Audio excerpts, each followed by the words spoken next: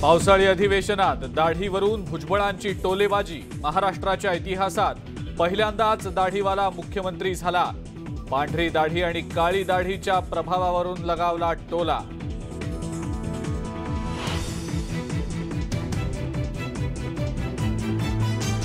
नफेखोरीसाठी सर्वसामान्य ग्राहकांच्या जीवाशी खेळ सुरू। तेलाच्या रिपॅकिंगसाठी सर्रास वापरले जात आहेत जुने डबे। अन्न आणि औषध प्रशासनाच्या नियमांना केराची टोपली। न्यूज 18 लोकमतनं केला भांडाफोड। प्रशासन काय कारवाई करणार याकडे लक्ष।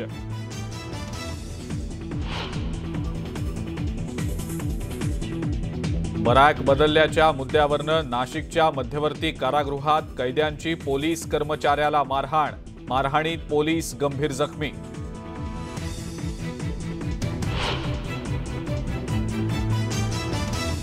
न्यूज 18 लोकमतच्या बातमीचा इम्पॅक्ट। पालघरमधील रस्ते नसल्यानं झालेल्या जुळ्या बालकांच्या मृत्यूचा मुद्दा विधानसभेतही झाला उपस्थित।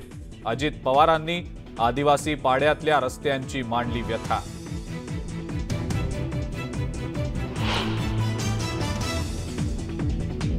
विनायक मेटे अपघात प्रकरणाचा तपास आज सीआयडीकडे सोपवला जाणार। रायगड पोलीस तपासाच्या सगळ्या फाईल्स सीआयडीकडे करणार सुपूर्द।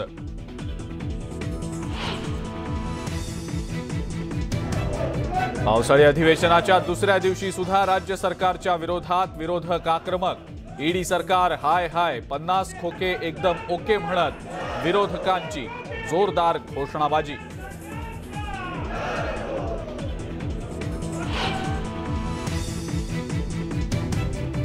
आता मंत्र्यांचे पीए पीएस आणि ओएसडी असणार स्वच्छ प्रतिमेचे। आधीच्या सरकारमधील पीए ओएसडींचे रेकॉर्ड तपासण्याचे मुख्यमंत्र्यांचे आदेश।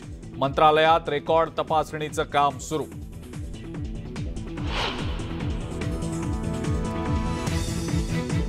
आणि दुधाच्या किमतीत आणखी 2 रुपयांची वाढ होणार।